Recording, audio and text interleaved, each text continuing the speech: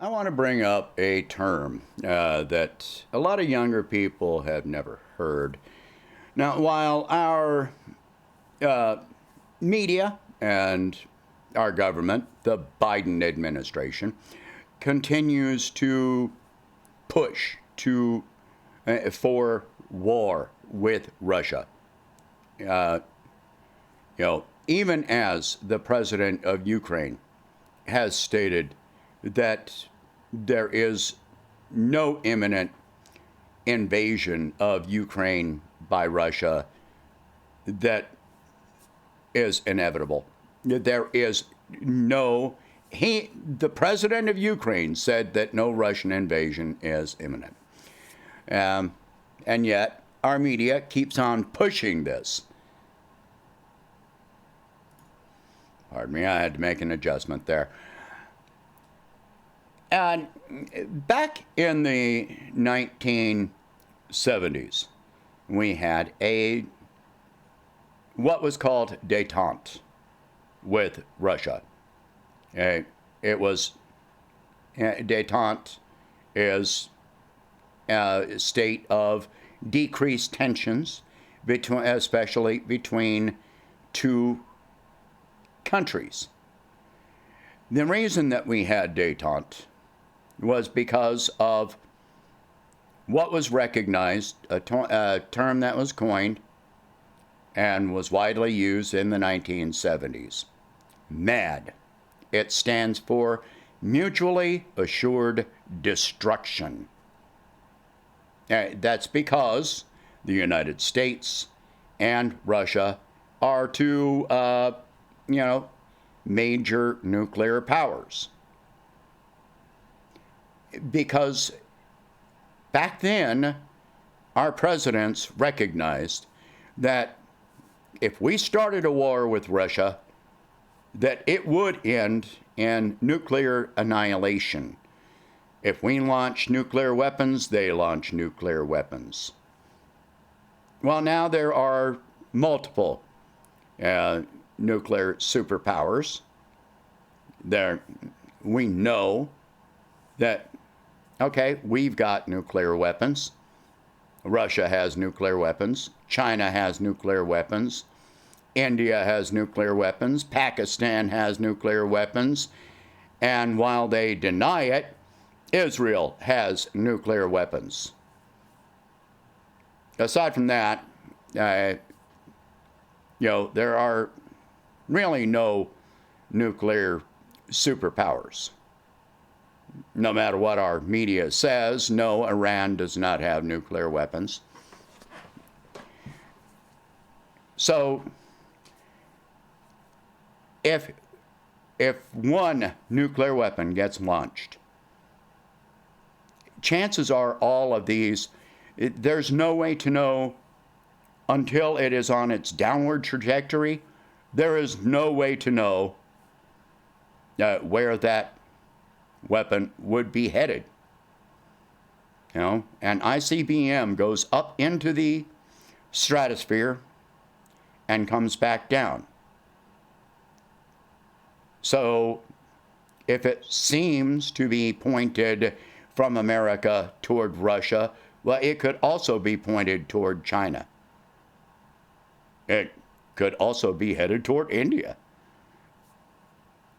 But if we launch, Russia launches, China launches. If they launch, India launches. If India launches, Pakistan launches. And somewhere in there's a good chance that Israel would launch their nuclear weapons as well.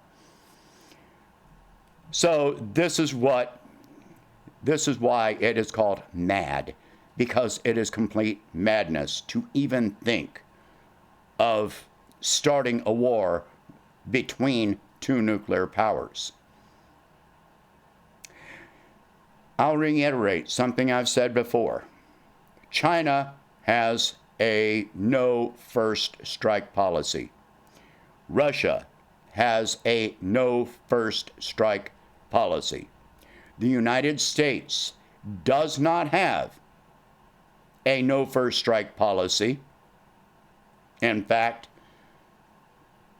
our Department of Defense policy statement that is public states that the United States military will use nuclear weapons as a means of defending our way of life. And I've talked about that before, but hey, that means that they would launch nuclear weapons for the sake of capitalism. Capitalism. You know, I mean, what is our government defending with millions of people being evicted? Millions of people that are insecure that they can, in this country, that, you know, they're insecure about being able to keep a roof over their head. With the way rent and housing has gone up, they're insecure about being able to feed their families as food prices continue to rise.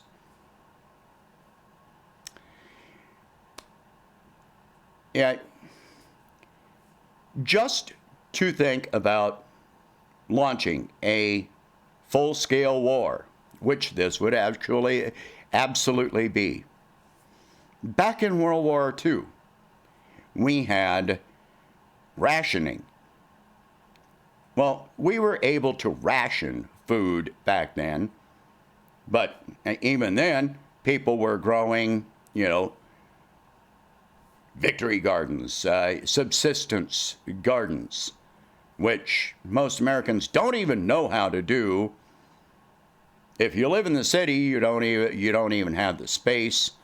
If you live in an apartment, you don't have any place to grow a garden.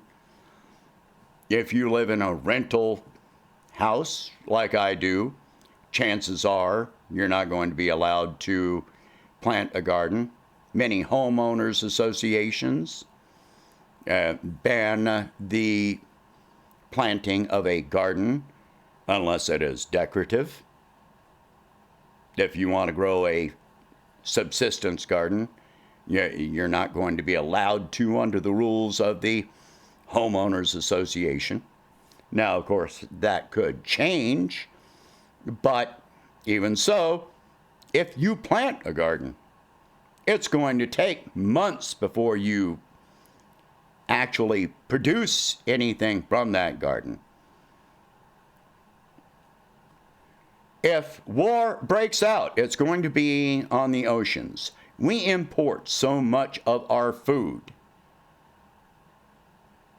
All right, so cargo ships get hit that are carrying food.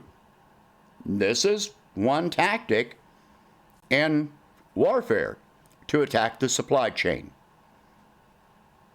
We're selling oil, sending oil and gas to Europe and other countries.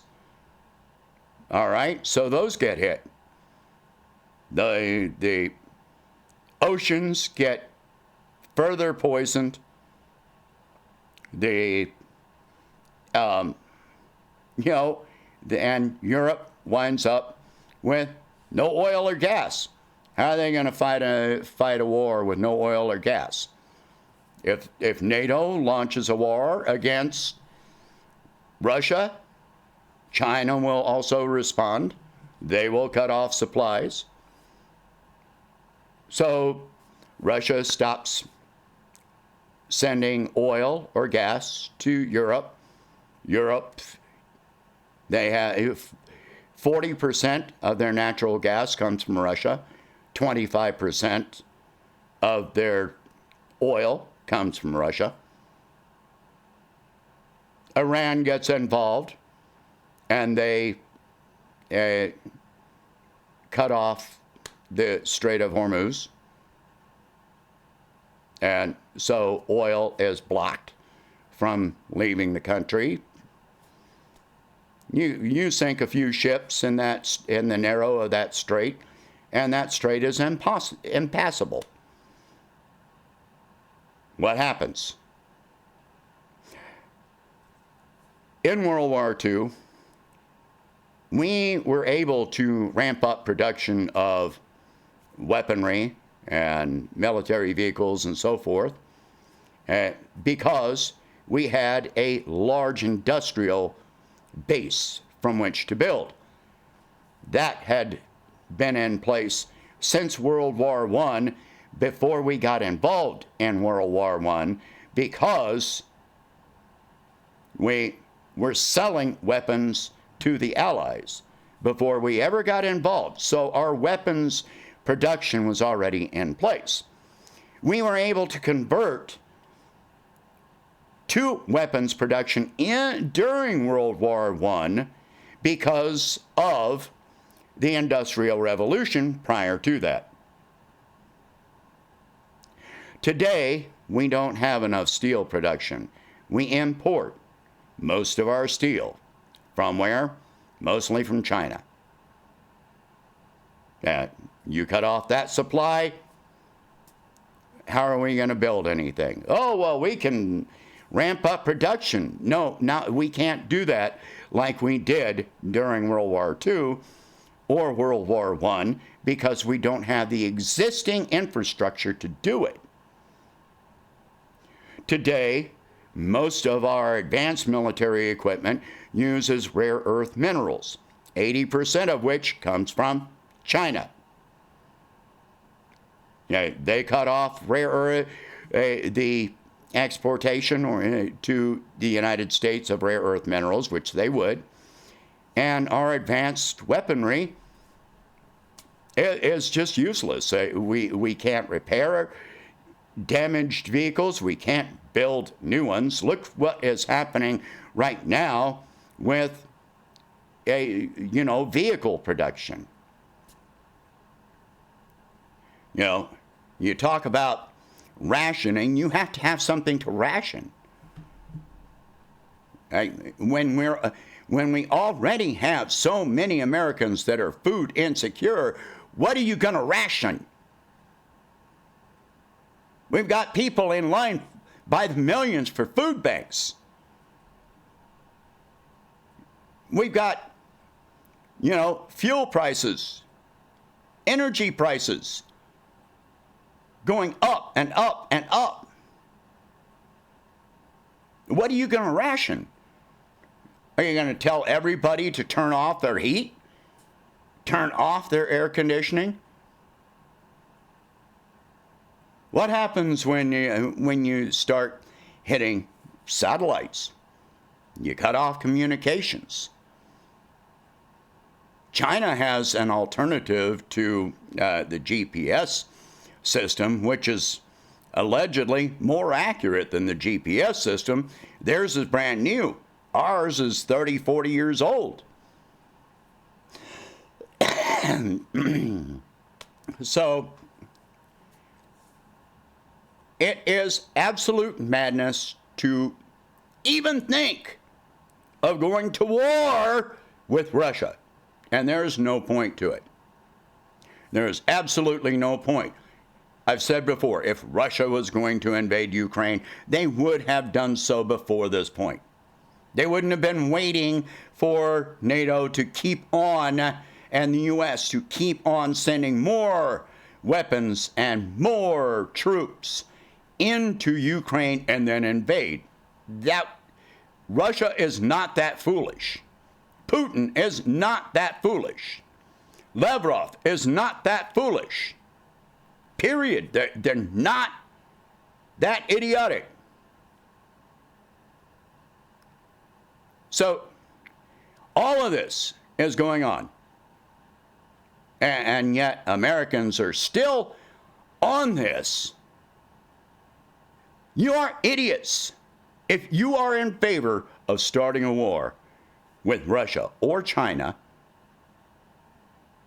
or any other major power. We couldn't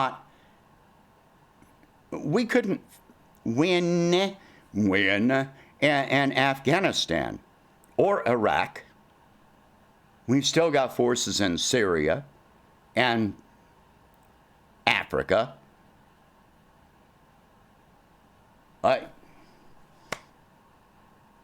And they're in Syria and Iraq illegally. Do you think that Syria or Iraq are going to be on our side, or Iran, or Yemen, and even Libya? And it's ruled by warlords, but do you think they're going to be on our side? No. How about North Korea? All of these countries, Pakistan. Start thinking about this. Start pushing for a diplomatic solution. Diplomatic. That means listening to the concerns of Russia. Stop pushing. Stop, poking the bear. Stop poking the dragon. Because it's not going to end well. This is mad. This is absolute insanity. All right, share this video. Talk about these subjects. If you can, please donate $1 a month to help expand the channel and the website. Sign up for the new website, issuesunite.com. I'll put a link in the description. Thank you for watching, and hope you have a good day.